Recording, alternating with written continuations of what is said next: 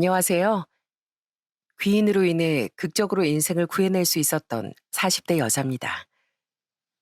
저는 기절할 뻔했던 기가 막힌 사건을 하나 겪었었어요. 사람을 잘못 봐도 제대로 잘못 본 제 스스로가 제 인생을 꼴 뻔했죠. 그래서 전 제가 참 운도 없는 사람이라고 잠시 생각했었는데 또 다르게 생각해보니 그렇지도 않더라고요. 그때 제 인생을 구해준 귀인이 없었다면 제 인생엔 더 큰일이 닥칠 뻔했으니 저는 또 운이 좋은 사람이기도 하더라고요. 지금부터 전 제 인생을 구해준 귀인과 제 인생을 망칠 뻔했던 인간 말종들에 대한 이야기를 드려볼까 합니다.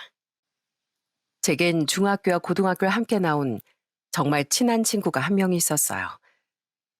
다른 친한 친구들도 있었지만 승연이란 친구는 해가 갈수록 유독 저와 친밀해졌었죠. 야, 서재희, 너 박승현 옆에 그만 좀 붙어 다녀. 호박꽃은 호박꽃끼리 놀아야지. 승연이는 정말 멋진 친구였습니다. 얼굴도 예쁘장하고 공부도 정말 잘하며 성격도 시원시원하고 착했어요.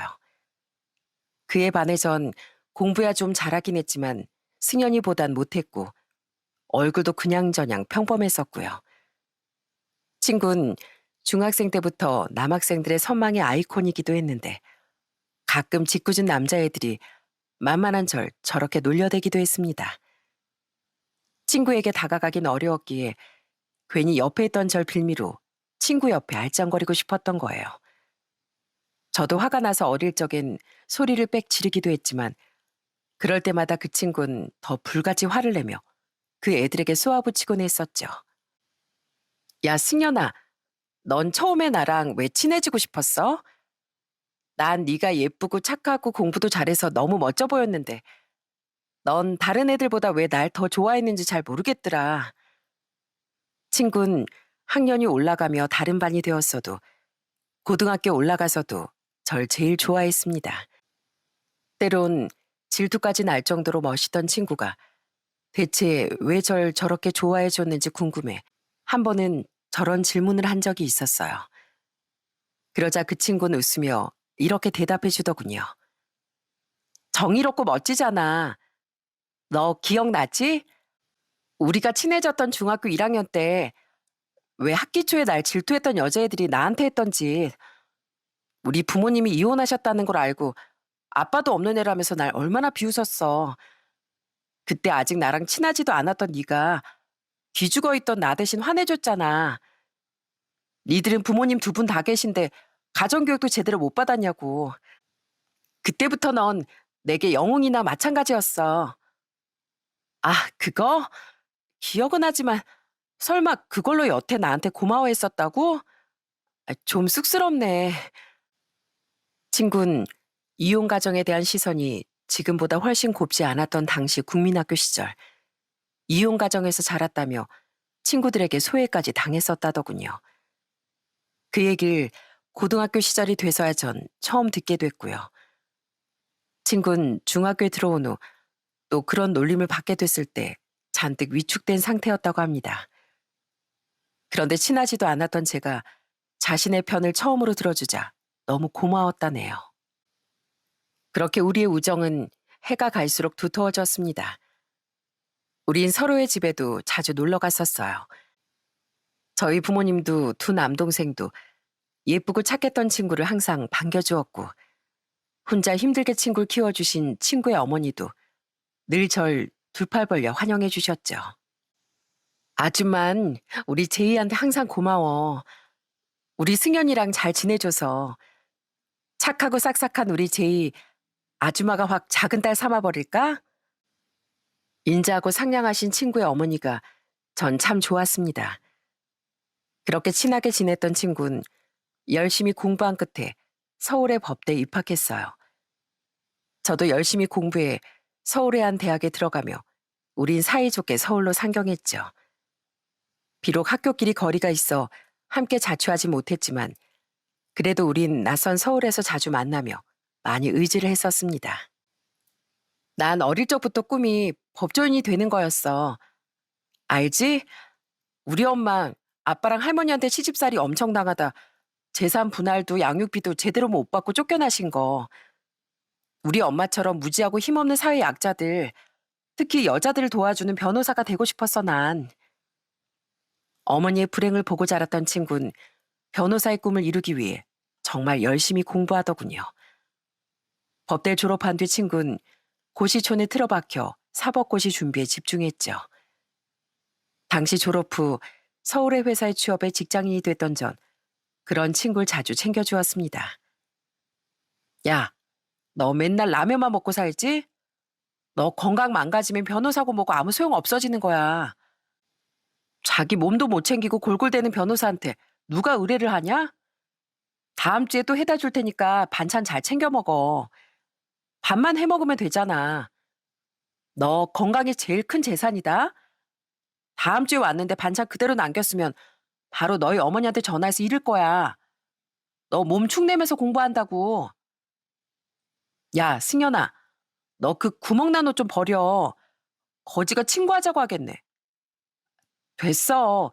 학원하고 집만 왔다 갔다 하는데 무슨 옷을 사. 친구의 어머니도 사정이 좋지 않은 걸 알았던 터라 저라도 친구를 살펴주고 싶더라고요.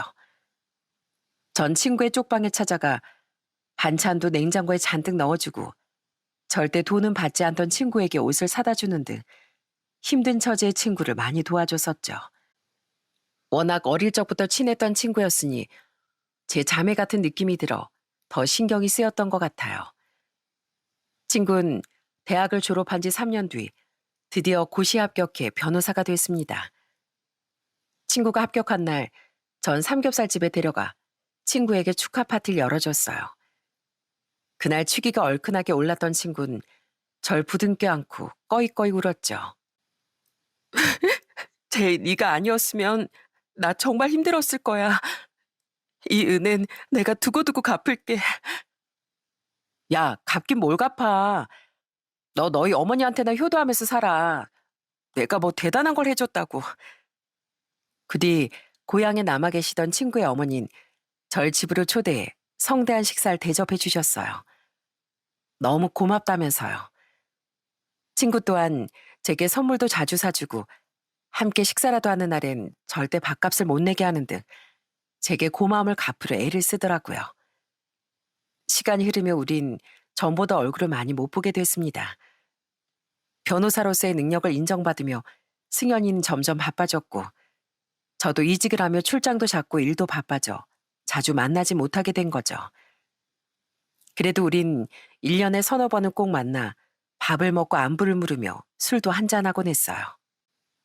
그렇게 시간이 흘러 친구는 나이 36에 저보다 먼저 결혼을 했습니다. 전 연습에 연습을 거듭해 친구의 결혼식에서 축가도 불러줬어요. 제 노래를 듣던 친구의 눈에서 또르르 눈물이 떨어지는데 저도 목이 메어 혼이 났었죠. 친구는 의사나 변호사 같은 고위험봉자가 아닌 평범한 형사와 결혼했습니다. 얼굴이야 결혼식장에서 봤었지만 이후 친구의 초대로 집들이 갔던 날 전 친구의 남편을 제대로 소개받았어요. 그전에 서로 바빠 미리 소개를 받을 시간이 없었거든요. 집사람한테 제이 씨에 대한 얘기 정말 많이 들었어요.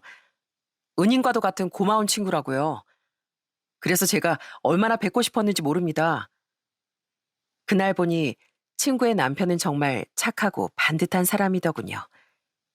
참 친구와 잘 어울리는 짝이라고 생각했죠. 나중에 친구에게 들어보니 친구의 남편은 평소에 피해자들도 잘 챙겨주고 선행도 많이 하며 산 훌륭한 사람이라고 하더라고요. 그날 술을 한잔하며 친구와 친구의 남편은 제게 소개팅 제의도 했습니다. 넌 결혼 안 해, 제이야? 내가 좋은 남자 소개시켜 줄까? 그래요, 제이 씨. 혹시 경찰관도 괜찮다면 제 주위에서도 찾아볼게요. 하지만 전 웃으며 거절했었어요.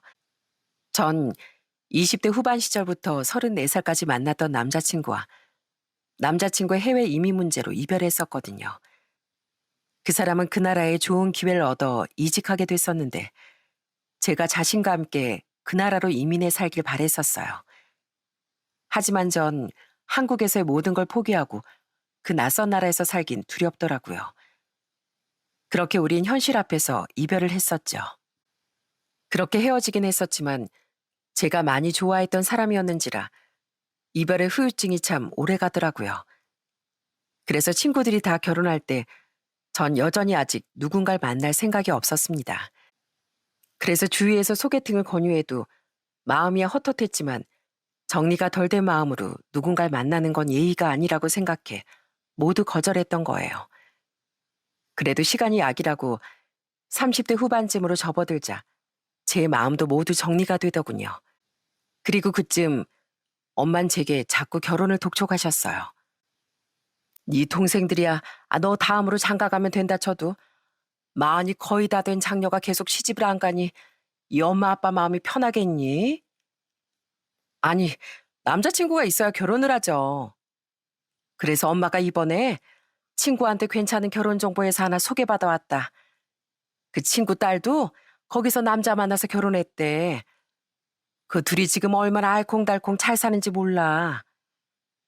엄만 제가 전 남자친구와 헤어진 후 결혼을 아예 포기했나 싶어 노심초사하셨던 겁니다. 엄만 제게 자신이 말한 결혼 정보회사에 한 번만 가입해봐라. 엄마 소원이다 하며 절 설득하셨어요. 그쯤엔 저도 슬슬 결혼 생각이 들었기에 믿져야 본전이다 생각하고 전 결혼정보회사에 가입하게 됐죠. 솔직히 그럴 바엔 친구들에게 그냥 소개를 부탁할까 잠시 생각도 하기도 했습니다. 하지만 예전에 소개팅 권유를 다 거절해놓고 30대 끝물에 와서 그런 부탁하긴 좀 민망하다는 생각이 들더라고요. 그렇게 결혼정보회사를 통해 남자를 소개받다 전 3번의 만남 끝에 좋은 사람을 만나게 됐어요. 그 사람이 바로 저보다 1살 위의 남편이었죠. 제이 씨, 여기에 발 올리세요. 제가 반창고 붙여드릴게요. 첫 만남에서 남편의 유쾌함에 호감을 느꼈던 전 남편의 애프터 신청을 받아들였습니다. 그런데 2번째 만남 때 욕심부려 신고 나갔던 새 구두 때문에 뒤쪽 발목이 너무 아프더라고요. 벗어보니 이미 그곳엔 피까지 나고 있었고요. 그래서 급히 반창고를 사서 붙이려는데 남편이 절 한 벤치에 앉히더니 제 발치의 한쪽 무릎을 꿇고 앉더라고요. 그리곤 민망해하던 제 다친 쪽 발을 자신의 허벅지에 망설임 없이 올리더라고요. 구두를 밟으라고 하면 구두가 망가질 수도 있고 땅바닥은 또 더럽잖아요. 그렇게 절 배려해준 남편은 직접 연고를 바르고 반창고를 붙여주더니 안 되겠다며 어딘가로 뛰어가 아예 슬리퍼 하나를 사왔습니다. 그런 남편의 다정함과 배려심에 더 큰 호감이 느껴졌죠. 그렇게 우린 서서히 연인이 되었고 전 갈수록 자상해지던 남편에 대한 마음이 깊어졌어요. 나중에 들어보니 남편은 결혼정보회사에 가입한 과정도 저와 비슷했더라고요. 예전에 결혼할 뻔한 적이 있는데 여자 쪽 부모님의 문제로 결국 파혼했었어. 그때 상처 때문에 좀처럼 다시 연애를 시작하지 못해서 어느덧 이 나이가 됐더라고. 난 외아들인데 부모님이 하나 있는 아들이 장가를 못 가면 어쩌냐며 엄청 걱정하셨어. 그리곤 결혼정보회사라도 가입해보라고 성하셔서 떠밀리듯 가입했다가 제이 너라는 행운을 만나게 됐던 거야. 연애를 할 땐 사소한 것도 전부 운명이라고 느끼지 않습니까? 어쩜 그렇게 저와 사정도 비슷한지 이 사람이 정말 제 짝인가 싶더라고요. 그렇게 연애를 하며 우린 나이가 있어 좀 빠르게 결혼 이야기가 오갔습니다. 그래도 사계절은 지켜본 뒤에 우린 결혼을 약속했죠. 그렇게 1년의 연애 후 시댁에 첫 인사를 갔던 날 시모는 절 보고 눈물까지 글썽이더라고요. 시부는 인자한 표정으로 제 어깨를 두드리며 귀한 걸음 해줘서 고맙다는 자상한 말씀을 건네셨고요. 평소 보아왔던 남편의 인품과 절 반겨주던 시부모님의 모습에 전 정말 분위기가 좋은 집안이란 인상을 받았습니다.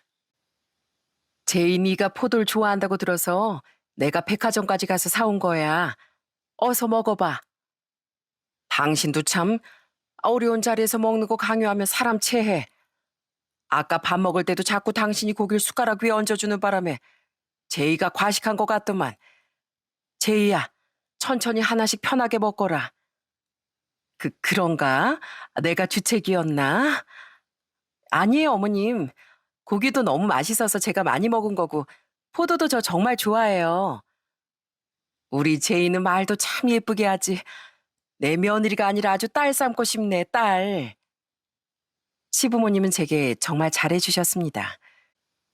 특히 다정하셨던 시모는 마치 절 딸 삼고 싶다던 친구의 어머니를 연상시키기도 해 전 두 분과 빠르게 가까워질 수 있었어요. 그렇게 첫인사를 마친 뒤 남편도 저희 집에 인사를 드렸어요. 사람 착실해 보이더라. 우리 장녀가 드디어 결혼을 하긴 하는구나. 저희 부모님도 동생들도 제 결혼을 진심으로 축하해 주었어요. 살갑던 남편을 저희 가족 모두 정말 마음에 들어 했죠. 이후 상견례도 화기애애한 분위기로 마무리되며 우리의 결혼식은 빠르게 진행됐어요. 어차피 둘 다 결혼식에 대한 로망이 크지 않았던 터라 우린 가까운 날짜에 예약이 가능한 적당한 예식장에 결혼식을 예약했습니다. 그런데 시부모님은 결혼 전부터 종종 절 식사 자리에 초대해 시간을 보내고 싶어 하시더군요. 혹시 우리가 이렇게 널 부른다고 불편하니? 그럼 꼭 말해주렴. 사실 우리한텐 현웅이 말고도 딸이 하나 있었단다. 17살 때 사고로 일찍 우리 품을 떠나버렸지만 그래서 널 보면 죽은 우리 딸이 생각나서 자꾸 더 잘해주고 싶더라고. 네? 현웅 씨한테 동생이 있었다고요? 두 분이 워낙 편하게 잘해주셨기에 괜찮긴 했지만 너무 자주 부르시는 것 같아 내심 조금은 불편하기도 했습니다. 그러던 어느 날 저는 몰랐던 사실을 알게 됐어요. 남편에게 여동생이 있었다는 사실이었죠. 시모는 제게 딸이 살아있을 적 다 같이 찍었다던 가족 사진을 보여주며 딸 생각이 나서 절 더 보고 싶어 했다는 말을 해주었어요. 그제야 절 유독 자주 보고 싶어 하던 시부모님의 마음이 이해가 가더라고요. 그래서 전 안타까운 마음에 불편한 마음을 버리고 두 분께 더 잘하려고 했습니다. 어차피 친정과 달리 시댁은 같은 서울에 있었기에 찾아뵙기 어렵지도 않았거든요. 그런데 신혼집을 구하기 시작할 때부터 시부모님은 은근히 합가 얘기를 꺼내더라고요. 제이야, 혹시 신혼집 따로 구하지 말고 여기서 같이 사는 건 어떠니? 방도 세 개니까 나중에 애 태어나면 아이 방도 충분히 만들어줄 수 있어. 네? 합가를요? 물론 불편하겠지? 그래도 다시 한 번만 생각해 줄 수 있겠니? 나도 내 남편도 절대 시집살이 같은 거 시킬 사람들 아니야. 너도 잘 알잖니.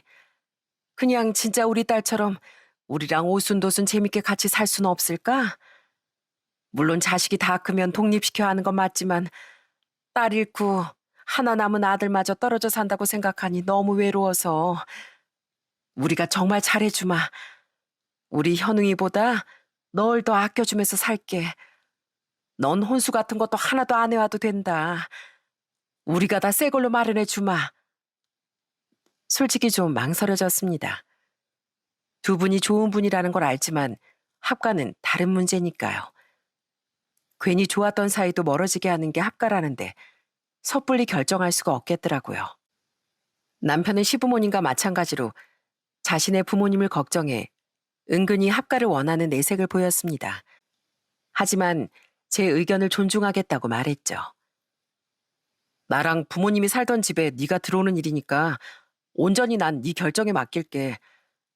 네가 신혼집을 따로 구해서 살고 싶다고 해도 난 전혀 서운해하지 않을 거야. 저는 고민이 되어 부모님께도 상의를 드렸습니다.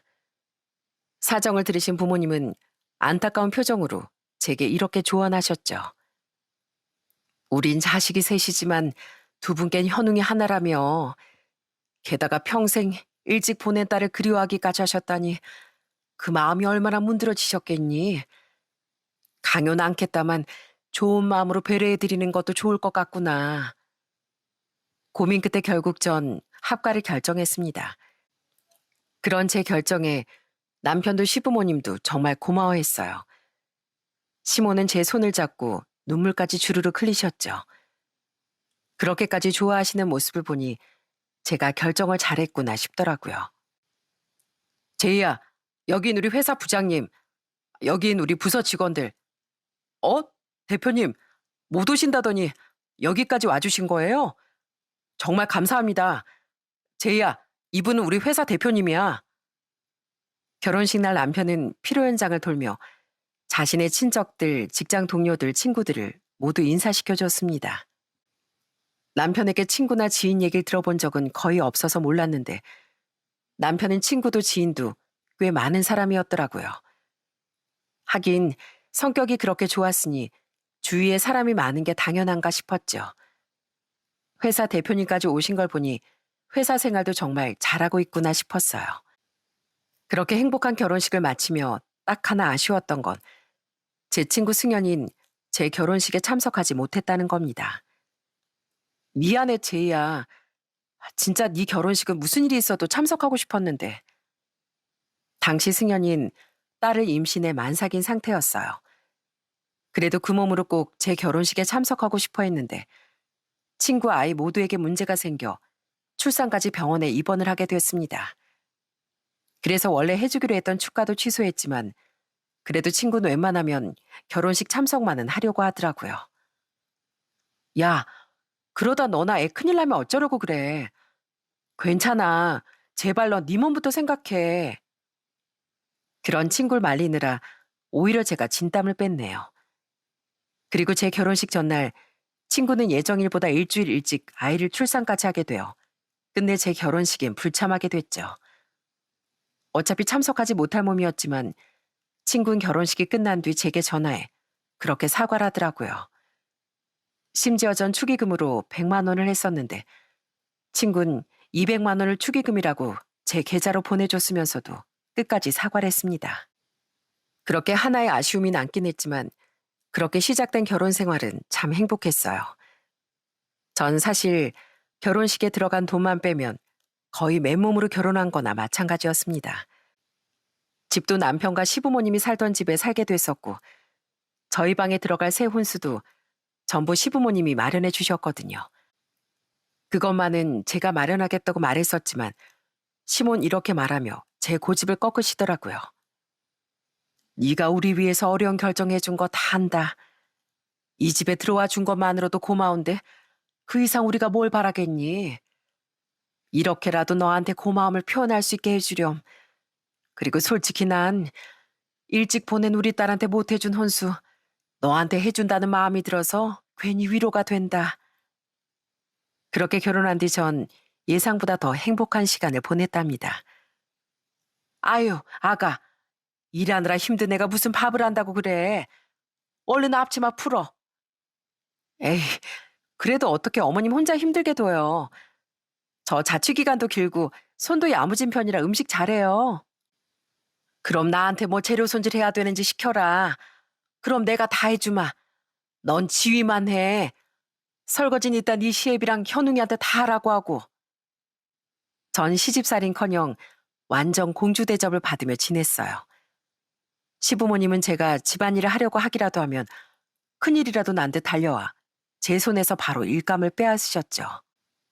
그래도 다 같이 사는 집이니 결국 제게도 집안일을 나눠주실 수밖에 없었지만 제가 음식을 하면 이렇게 귀한 음식을 아까워서 어떻게 먹니? 고맙다 아가. 하고 말씀하시고 제가 청소라도 하면 아유 우리 며느리 무거운 청소기 들다 허리 다친다. 현웅아 뭐하니? 얼른 새아가 손에서 청소기 안 뺏고 아니면 얼른 새아가 다음에 네가 물 청소할 준비라도 하든가 하고 소리치시더군요. 그런 두 분 못지않게 결혼한 뒤 남편은 완전히 애처가가 되었고요.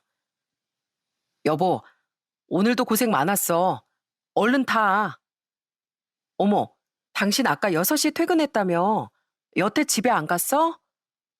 당신이 야근한다길래 겸사겸사 나도 내일 일 좀 더 마무리하고 당신 끝나는 시간 맞춰서 데리러 왔지. 힘들게 일한 우리 마누라 대중교통 타고 오느라 힘들까 봐. 전 교통이 조금 복잡해 대중교통으로 출퇴근을 하고 남편은 자차로 다녔는데요.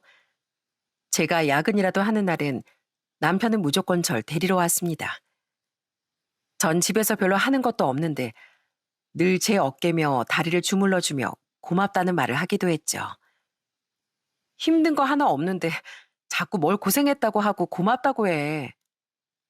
시댁살이 하는 것만으로도 고생이고 고마운 일이지. 이렇게 행복한 결혼 생활을 하는 동안 전 한 번씩 집에서 이상한 흔적을 발견했었어요. 이상하게 그 집엔 젊은 여자의 물건이 한 번씩 눈에 띄더라고요. 어? 이거 젊은 여자들이 많이 뿌리는 향수인데? 어머님 이거 쓰세요? 어머님한테 이런 향 나는 거 맡아본 적이 없는 것 같은데? 아, 그거? 우리 조카가 놀러 왔다가 두고 간 거야. 조카요? 남편한테 여자 사촌이 있다는 말은 못 들은 것 같은데. 아, 있어. 아, 자주 안 만나서 그렇지. 내 여동생 딸이 있어. 아주 예전에 두고 간 거야. 어머님, 어머님 아버님 장롱에서 뭐 좀 찾다가 찾은 건데 이거 머리 고정하는 집게핀 아니에요? 어머님 머리도 짧으신데 이거 누구 거예요? 아, 그거? 저기 전에 내 친구 딸이 놀러 왔다가 두고 갔나 보다. 어머님 친구 따님이 오셨었다고요? 근데 이게 왜 안방 장롱 안에 들어가 있죠? 그건? 아, 맞다. 내가 아까 내 속옷 손빨래 한다는 걸 깜빡했네. 그럴 때마다 시모는 이상하게 말을 더듬거나 다른 핑계를 대며 자리를 벗어나더군요. 시부와 남편은 정말 아무것도 모른다는 표정이었고요. 그래서 대체 뭐지 하고 의아하던 와중 전 그 물건들의 정체를 알게 됐습니다. 제이야, 우리 이번 주말에 만나자. 우리 딸은 남편이 하루 종일 맡아준대. 결혼식 이후에 널 제대로 만난 적이 없어서 내가 얼마나 미안했는지 몰라. 결혼한 지 2달쯤 지났던 어느 주말, 전 오랜만에 승연이와 만나게 됐습니다. 그동안 저도 시댁살이에 적응을 하고 친구도 몸조리와 육아에 바빠 통 만나질 못했거든요. 전 친구를 집으로 초대했어요. 그날 시부모님은 무슨 모임에 간다며 외출했었고 남편도 친구들을 만나러 나가 집엔 저밖에 없었으니 집들이는 아니더라도 저 사는 곳을 보여주고 싶더라고요. 어서 와 승연아. 아, 요즘 육아하느라 많이 힘들었지? 내가 오늘은 맛있는 거 너한테 대접할 테니까 우리 실컷 먹고 떠들자. 친구와 전 제가 친구를 위해 준비한 음식들을 먹으며 오랜만에 정말 즐거운 시간을 보냈습니다. 가족 모두 잘해준다는 제 말에 친구는 다행이라며 웃었죠. 그렇게 식사를 마친 뒤 전 친구와 거실로 자리를 옮겨 과일을 먹으려고 했습니다. 제가 과일을 가지러 간 사이 친구는 거실을 좀 둘러보는 듯 했어요. 그런데 갑자기 친구가 이제 막 냉장고에서 과일을 꺼내던 절 떨리는 목소리로 부르는 거예요. 제이야, 잠깐만 와봐. 왜? 너 목소리가 왜 그래? 전 뭔가 싶어 과일을 두고 거실로 향했습니다. 친구는 거실의 한쪽 벽에 걸려있던 가족 사진 앞에 서 있더라고요. 제 결혼식 때 신부 대기실에서 남편과 저 시부모님 넷이 찍었던 사진이었죠. 친구는 그 사진을 손가락으로 가리키며 제게 영문 모를 말을 하더라고요. 이 사람들이 네 남편, 네 시부모님 맞아? 맞아. 왜, 뭐 아는 사람이라도 있어? 너 표정이 왜 그래? 제이야, 내 말 잘 들어. 너 이유 불문하고 당장 이혼해. 이 집 사람들 정말 인간도 아닌 사람들이야. 내가 똑똑히 기억해. 뭐? 너 갑자기 그게 무슨 말이야? 우리 가족을 네가 다 안다고? 친구의 경악스러운 말에 정말 어리둥절하더라고요. 친구는 제 남편과 시부모가 악마 같은 사람들이라며 제게 대뜸 이혼을 하라고 말하는 겁니다. 절대 허튼 소리를 하는 친구가 아니었기에 전 우선 친구의 말을 들어봤어요. 그리고 친구의 입에서 나온 진실은 정말 소름 끼치기 이를 데가 없었습니다. 너, 네 남편 한 번 이혼한 사람이라는 건 알고 있었어? 뭐? 아니, 그냥 전에 한 번 파혼한 적만 있었다고 했는데. 파혼은 무슨. 나 4년 전에 이 사람 전처 변호사로 선임됐었어. 내가 이 남자랑 그 전처 이혼 소송을 맡았었다고. 이놈하고 이놈 부모, 특히 이 시모란 사람이 정말 악질이었다니까. 오죽했으면 내가 얼굴까지 똑똑히 기억하니. 내가 왜 네 청첩장 받았을 때 이름을 보고 별 생각을 못했었지? 얼굴은 이렇게 확실하게 기억나는데. 네 남편 이름이 이현웅 맞았지? 친구는 청첩장으로 스치듯 봤던 제 남편의 이름을 바로 기억해내더군요. 정말 소름이 돋았습니다. 그러니까 제 남편은 초혼이 아니라 한 번 이혼한 사람이었던 거예요. 남편 전처의 법정 대리인이었다던 친구는 그때 일을 떠올리며 치를 떨었어요. 그때 내 의뢰인도 너처럼 처음부터 합갈해서 살았었대. 그리고 처음 한 1년은 네가 한 말처럼 다들 엄청 잘해줬다고 하더라고. 너 이 사람들이 혹시 죽은 딸 얘기는 안 했어? 했어. 역시 그 사람들한테 딸이 있던 건 정말이었던 것 같은데 내 의뢰인한테 너한테랑 똑같이 딸 생각이 난다면서 그렇게 합가를 제안하고 잘해줬었대. 그렇게 자기들이 믿게 만든 뒤에 서서히 가스라이팅을 하기 시작했다더라. 그런데 원래는 안 그랬던 사람들이니까 그 의뢰인은 자기도 모르게 점점 세뇌됐던 거야. 가스라이팅이 그렇게 무서운 거더라고. 친구의 말로 시모는 서서히 남편의 전처에게 시집살이를 시키기 시작했다더군요. 내가 전에 해줄 거 다 해줬으니 이젠 효부 노릇을 좀 해도 되지 않겠냐며 서서히 독박 집안일을 시키고 윽박지르며 나중에 나의 아파도 병원도 못 가게 했다고 하더군요. 그냥 당장 뛰쳐나왔으면 되지. 그걸 참고 살았다고? 그 사람도 배울 만큼 배우고 직업도 괜찮은 사람이었어. 그런데 가족 셋이 합세해서 네가 이해심이 없는 거다. 우리가 그렇게 잘해줬는데 은혜도 모르는 거다. 이혼한다고 하면 네 홀어머니가 얼마나 상처받으시겠냐. 그 정도 누워서 좀 쉬면 낫는다. 이렇게 엄청 가스라이팅을 당했던 거야. 진짜 그건 안 당해보면 얼마나 사람을 무너지게 만드는지 모르는 거더라고. 그때 그 전처는 급성 복막염이었다고 합니다. 뒤늦게 구급차를 불러 병원으로 옮겨지긴 했지만 정말 큰일 날 뻔했다고 하더라고요. 그렇게 그 집안의 꼭두각시가 되어가던 전처는 남편과 시부모에게 돈까지 잔뜩 뜯겼다더군요. 신용 등급이 이혼웅 저놈을 만나기 전엔 그렇게 높았는데 이혼할 당신 신용 불량자가 안 된 게 용할 지경이었어. 그 사람들 교묘하게 내 의뢰인이 가지고 있던 돈도 다 뜯어가고 대출도 그렇게 받게 했대. 게다가 그 의뢰인 명의로 이현웅 저 자식이 사업까지 벌렸었어. 그리고 세금은 다 내 의뢰인이 내게 했었고.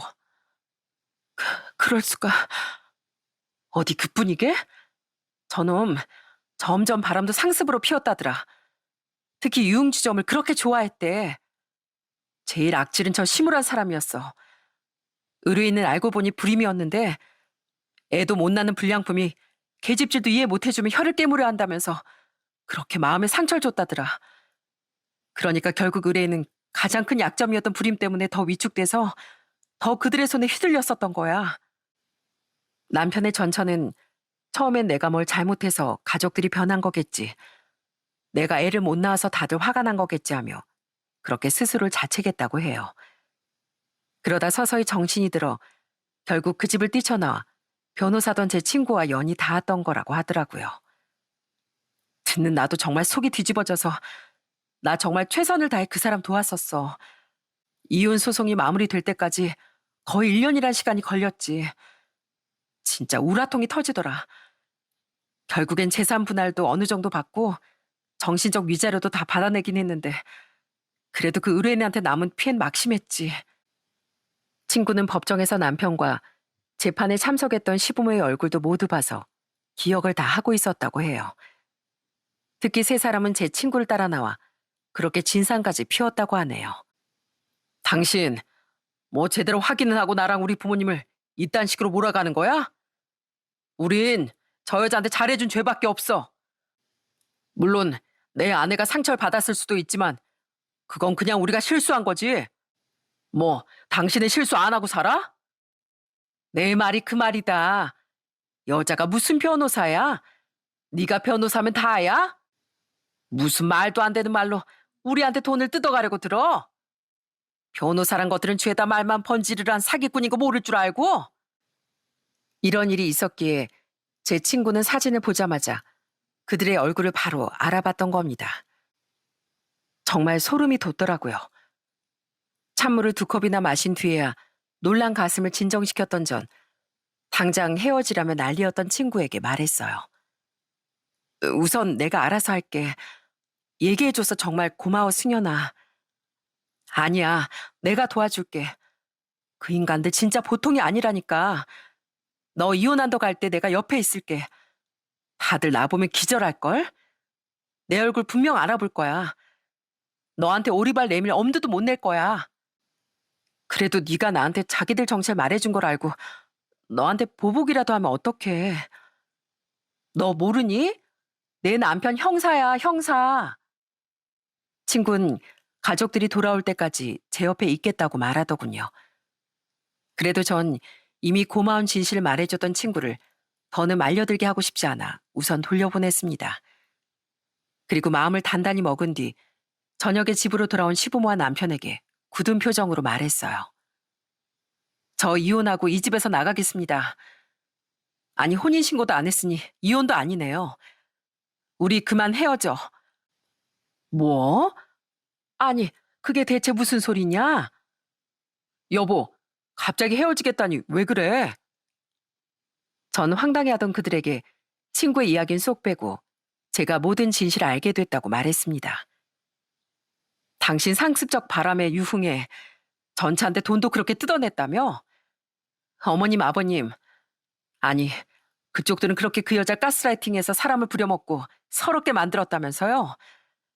제가 어떻게 알게 됐냐는 중요하지 않은 것 같으니 설명하지 않겠습니다. 이건 명백한 사기 결혼이에요. 아니, 대체 어디서 그런 얘기를 들은 거야? 여보, 나 이현웅이야. 나 몰라? 내가 왜 그런 짓을 해? 나 이혼한 적도 없고 당연히 우리 부모님도 누굴 그렇게 못살게 군 적도 없어. 하지만 그들은 끝까지 웬 황당무계한 소리냐며 딱 잡아떼더군요. 그런데 그 순간 초인종 소리가 집에 울려 퍼졌어요. 끊기지 않고 계속된 초인종 소리에 길길이 날뛰던 남편은 짜증을 내며 현관문을 열러 가더라고요. 아, 진짜 대체 이 저녁에 누구야? 인터폰도 고장나서 화면도 안 보이고. 누구세요? 그때 익숙한 목소리가 제 귀에 들려왔어요. 이현웅 씨, 저 기억하시죠? 오랜만이에요. 어? 당신은 전에 그 변호사, 당신이 어떻게 여길... 남편은 역시나 제 친구를 한눈에 알아본 것 같더라고요. 제 친구는 기어코 제가 걱정돼 다시 찾아왔던 겁니다. 놀라서 그쪽을 바라보니 친구는 당황한 나머지 뒷걸음질을 치던 남편을 따라 집으로 들어오더군요. 심지어 그 뒤엔 친구의 남편까지 함께더라고요. 친구는 듬직하게도 혹시 모를 상황에 대비해 자신의 남편까지 데려온 것 같았어요. 그리고 친구의 얼굴을 보자 시부모도 경악을 금치 못하더군요.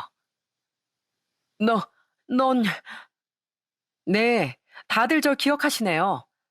오늘은 변호사가 아니라 제 친구 제이의 가장 친한 친구로서 이렇게 인사드립니다. 뭐? 아가, 그럼 우리 정체를 다 말해줬다던 사람이 바로 저 변호사였어? 이미 제 친구가 헤어지자는 말 한 뒤였나요? 그럼 제가 타이밍 맞춰서 잘 왔네요. 네, 제가 오늘 이 집에 놀러 오기로 했다던 제이 친구고 가족 사진을 보자마자 당신들 정체 다 말해줬어요. 한 여자 인생을 무너뜨린 당신들이 얼마나 끔찍한 인간들이었는지요. 친구는 위풍당당하게 그들에게 소리치더군요. 전 이미 숨기긴 틀렸다 싶어 경악을 금치 못했던 그들을 똑바로 노려보며 말했어요. 보셨죠? 당신도 봤지? 이젠 더 오리발 내밀 구석도 없다는 거. 내가 그렇게 호구로 보였니? 그래서 네 전처한테처럼 잘해주다가 나중에 내 돈이든 뭐든 다 뜯어갈 생각이었지? 아니, 그게... 하기 뭘 묻겠어. 금수만도 못한 사기꾼들한테. 당신들 잘 들어. 다른 사람 눈에 눈물 내면 당신들 눈에 피눈물이 흐르는 법이야. 이 천벌받을 인간들아. 난 네 전철한 사람을 전혀 모르지만 같은 여자로서 당신 같은 사람들 절대 용서 못해. 게다가 내 인생까지 말아먹으려 들었다 이거지? 아니 여보. 뭔가 상황이 좀 그렇긴 한데 난 당신만은 정말 좋아했어. 그 전처한테와는 전혀 다른 마음이었다고. 우리 부모님도 당신을 진심으로 아끼셨어. 그래. 맞다, 아가. 진심 같은 소리 하고 있네. 애초에 이혼 사실 숨긴 자체가 날 속인 건데 어디서 끝까지 거짓말이야? 난 이 집에서 당장 나갈 거니까 당신들 전부 언젠간 지옥 불구덩이에 떨어져 버려. 전 끝까지 어떻게든 상황을 모면하려던 그들에게 악을 퍼부었습니다. 그러자 결국 다 끝났다는 사실을 알게 된 남편과 시모는 험악한 표정으로 제 친구에게 달려들려고 하더군요. 하지만 바로 듬직한 친구의 남편이 친구 앞을 막아섰죠. 나 강력계 형사되는 사람이 올시다. 지금은 내 아내 남편이자 제이 씨 친구 남편으로 제이 씨를 도와주러 온 거지만 여기서 이 두 여자에게 까딱 잘못이라도 하는 순간 당신들은 형사인 날 대면하게 될 줄 아시오. 형사라고? 그런 친구의 남편이 막아준 덕에 전 짐까지 야무지게 싸서 그 집을 무사히 나올 수 있었어요. 친구와 친구의 남편은 친정이 지방에 있던 절 한동안 집에서 재워줬어요. 전 그 친구 부부에게 몇 번이고 감사 인사를 전했죠. 정말 감사해요. 승연아, 정말 고마워. 네가 내 인생을 구한 거야. 너 아니었으면 나도 그 사람처럼 가스라이팅 당해서 인생이 망했을지도 몰라. 아니야. 이게 다 네가 착하게 살아서 하늘이 도와준 거지. 언젠가 네가 날 도와줬던 은혜를 톡톡히 갚고 싶었는데 이렇게라도 널 도울 수 있어서 정말 다행이야. 두 사람은 계속 제게 그 집에 있어도 된다고 했지만 신생아도 있는 집에 너무 미안해. 그럴 수는 없더라고요. 전 최대한 빨리 단기 월세집을 구해 우선 친구의 집에서 나왔어요. 그리고 친정 부모님께 모든 사실을 말씀드렸더니 아빤 화를 참지 못하고 서울까지 쫓아 올라오셨어요. 친정에서 함께 살고 있던 제 두 동생까지 동행해서요. 아빤 도저히 화를 참을 수가 없다며 그놈의 직장을 찾아가 뒤집어 놓으려고 하셨던 거예요. 그런 아빠가 걱정되기도 했고 저도 어떻게든 그놈을 망신시켜주고 싶은 마음에 아빠 동생들과 함께 했습니다. 그런데 찾아간 그놈의 직장에서 전 또 한 번 충격을 받고 말았어요. 이현웅이요? 그런 사람은 저희 회사에 없는데요. 그럴 수가. 분명 이 회사에 다닌다고 했는데. 남편은 애초에 그 직장에 다닌 적도 없었던 겁니다. 너무 황당했어요. 그럼 여태 그 회사 근처에서 만났던 건 다 뭐며 결혼식장에서 인사시켜준 직장 동료들은 다 누구란 말입니까? 아빠도 동생들도 정말 얼이 다 빠져나갔더라고요. 친구에게 그 사실을 말해줬더니 친구 또한 놀라며 남편과 함께 그놈에 대해 더 알아보겠다고 말해주더군요. 그리고 그 진실은 경악스럽게 그지없었죠. 그 집안 인간들이 전부 다 진짜 사기 전과범들이었다고? 어, 네 시모였던 사람은 전과 3개, 시부란 사람은 4개나 있었더라. 둘 다 징역살이까지 했던 사람들이야. 심지어 이혼은 그 인간도 사기 전과 이범에 6개월 실형까지 살았었어. 그들의 정체는 사기꾼 집단이었더라고요. 알고 보니 결혼식에 참석한 사람들도 전부 하객 알바였고요. 이혼 소송은 민사소송이니까 전가 기록 같은 걸 열람해보진 않은 경우가 많아서 나도 미처 몰랐어. 전가 기록은 형사사건에 연루되지 않는 이상 민사소송 과정에선 들여다보기 어렵거든. 그땐 단순 이혼 소송이었고 의뢰인도 그 집안 사람들의 전가를 몰랐으니 나도 당연히 알 수가 없었던 거야. 그놈 내전 의뢰인이랑 결혼하기 전에 이미 사기 전과자가 됐었는데 그걸 다 숨기고 결혼했던 거더라. 그리고 그 의뢰인이랑 이혼한 뒤에 바로도 사기를 쳐서 그때 6개월 실형을 받았던 모양이야. 시길 보니까 출소하고 난 뒤에 결혼정보회사에 가입해서 널 바로 만난 것 같아. 진짜 무서운 인간들이었어. 완전히 가족 사기단이었어요. 그들은 완전히 작정하고 절 속여 절 그놈의 전처처럼 이용만 해먹으려던 거였죠. 너무 기가 막혀 전 바로 그놈에게 전화를 걸었어요. 그리곤 그놈의 말은 듣지도 않고 온갖 욕설은 다 퍼부어 주었습니다. 야, 너네 가족 전부 다 사기 전과범들이라며? 너 그 직장은 다닌 적도 없었더라? 야, 이 하늘 무서운 줄 모르는 인간들아. 니들 언젠가 곱게는 눈도 못 감을 거야. 내가 아니라 다른 사람이 걸렸으면 그 사람 인생은 또 어떻게 됐겠어? 남한테 해만 끼치고 살 거면 애초에 왜 태어났냐, 이 썩을 것들아. 너 내가 정말 가만히 안 놔둘 줄 알아. 완전히 사기 결혼을 당했던 전 그놈에게 위자료 소송을 걸었습니다. 친구가 자처해서 제 소송을 맡아줬죠. 안 받겠다는 걸 미안해서 안 된다며 전 수임료도 다 챙겨줬어요. 사기로 고소를 하고도 싶었지만 제가 금전적으로 아직 피해본 게 없어 사기 입증은 힘든 상황이었죠. 그래서 위자료라도 받아내고 싶었던 겁니다. 다행히 아직 혼인신고를 하지 않은 상태라 이혼 소송까진 가지 않아도 됐었지만 위자료는 충분히 받아낼 수 있었으니까요. 그리고 전 그 결혼정보회사도 찾아가서 따졌습니다. 어떻게든 회원만 늘리면 된다 이겁니까? 적어도 기본적인 신원은 확인하고 가입을 시켰어야죠. 어떻게 직장도 허위고 정가자기까지 한 인간을 나한테 소개시켜줘요? 당신들한테 책임감도 없어요? 우린 몰라요. 우리도 다 인증까지 받았었다고요. 작정하고 속인 그놈이 잘못이죠. 황당하게도 회사는 처음엔 무조건 발뺌을 하려고 들었습니다. 하지만 제가 계속 민원을 제기하자 결국 제가 그 회사에 가입할 때 냈던 돈을 전부 환불해 줬어요. 하지만 처음에 계속 발뺌했던 게 괘씸해 전 환불과는 별개로 손해배상 소송까지 걸었죠.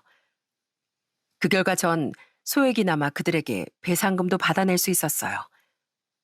물론 철저하고 정직한 곳도 많겠지만 이렇게 요즘엔 제대로 확인도 하지 않는 이상한 결혼정보회사도 많은 것 같더라고요.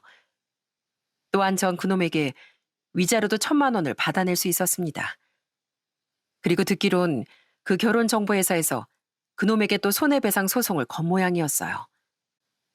그놈은 결국 패소해 그 회사 측에도 돈을 물어줘야 했다고 하더라고요. 법원에서 마주쳤을 때 그놈은 친구에게 원망을 퍼붓기도 하더군요. 그놈 부모는 그놈 옆에서 이를 바득바득 알고 있었죠. 친구는 그런 그들에게 이렇게 쏘아붙였어요. 도대체 우리랑 무슨 악연이 있길래 이러는 거야? 악연? 법주인이 돼서 너 같은 놈들 참교육하는 건 마땅한 의무야. 이 사회 악 같은 인간들아. 언젠가 법정에서 또 보게 되면 그때도 절대 가만 안 둘 줄 알아. 이후 전 친구 부부에게 밥도 사고 정말 좋은 아이 유모차도 하나 사줬습니다. 제 인생을 구해준 고마운 친구에게 뭐든 못해줄 게 없었죠. 전 지금은 다시 일상생활로 들어와 직장 생활을 하고 있어요. 대출을 껴서 경기도권에 작은 아파트도 사서 거주하며 전 과거의 상처를 치유해가고 있답니다. 엄만 괜히 자신이 결혼을 종용해 제 인생을 망친 것 같다며 아직까지 미안해하고 계십니다. 전 그런 엄마에게 이렇게 말씀드렸죠. 그만 미안해하세요, 엄마. 어쨌든 제 스스로 결정했던 결혼이었으니까 탓해도 저 자신을 탓할 일이에요. 더 늦기 전에 그 사기꾼 속을에서 빠져나올 수 있었으니까 그걸로 됐어요. 솔직히 그 일로 인한 충격이 아직 가시지 않아 전 한동안은 결혼 생각은 하지 못할 것 같습니다. 제 첫째 동생은 몇 달 전 결혼을 했는데 제 동생만은 저와 다르게 쭉 행복한 결혼 생활을 했으면 하는 바람이에요. 비록 이런 큰 아픔을 겪긴 했지만 그렇다고 자괴감에 빠져 앞으로를 계속 살 생각은 없습니다. 이미 다 지나간 일이고 결혼이 아니어도 찾고자 하면 행복할 거리가 이 세상엔 무궁무진하니까요. 그런 인간들 때문에 분노나 자책에 빠져 살기엔 인생이 너무 아깝잖아요. 그 사기꾼들의 근황은 지금은 전혀 알지 못합니다. 소름이 끼쳐 알고 싶지조차 않지만 제발 그들에게 천벌이 내려 또 다른 피해자 만들지 못하게 됐으면 싶습니다. 제가 한 번씩 예의주시하며 지켜볼 테니까 너무 걱정 마세요, 제이 씨. 전 여전히 친구 부부와 종종 만나며 친분을 쌓아가고 있습니다. 어느덧 제법 큰 친구 딸의 선물도 한 번씩 사다 주면서요. 친구 부부는 선물 좀 그만 사오라고 성하지만 제 인생을 구해준 이들에게 전 앞으로도 평생 은혜를 갚으며 살아가려고 해요. 여러분, 너무도 흉흉한 일이 많은 요즘 세상에 전 저와 같은 경우도 있다는 사실을 알리고 싶어 이 사연을 신청하게 되었어요. 이 사연 채널엔 결혼과 관련된 무시무시한 사안이 많이 있는 것 같던데 그런 걸 보면 혼전의 어느 정도의 정보 확인은 필수가 되어가는 것 같습니다. 참 씁쓸한 일이죠. 그래도 당한 뒤 후회하는 일보단 철저해서 나쁠 건 없으니 모두 중요한 경사를 앞두고 있다면 조금은 신중하시길 바랍니다. 그럼 전 여기서 이만 제 사연을 마쳐볼게요. 들어주셔서 정말 감사합니다.